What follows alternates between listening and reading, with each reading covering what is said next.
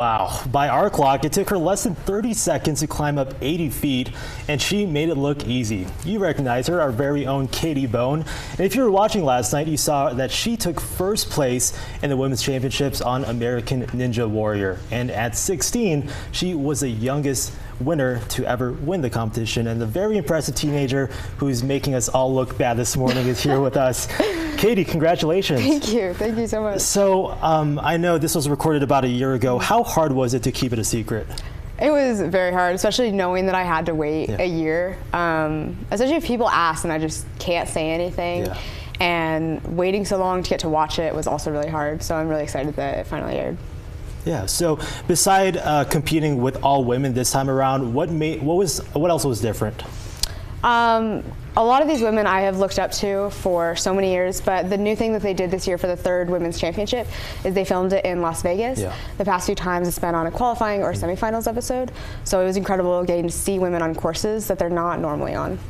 Yeah, and you posted on Instagram back in March that you tore your ACL and you fell, right? So are you doing okay today?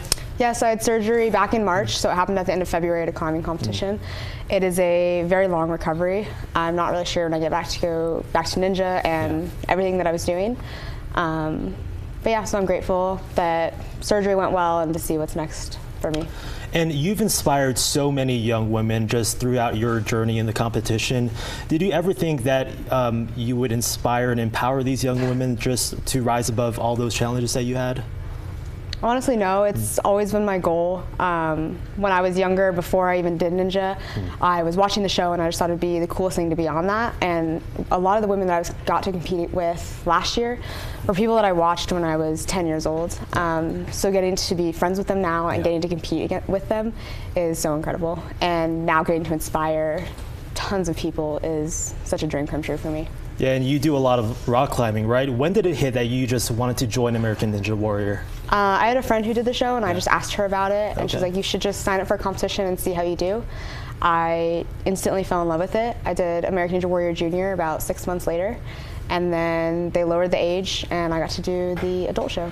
So as part of the prize money, you won $50,000, a lot of money for a teenager, right? So you're already putting some of it to a good cause, though.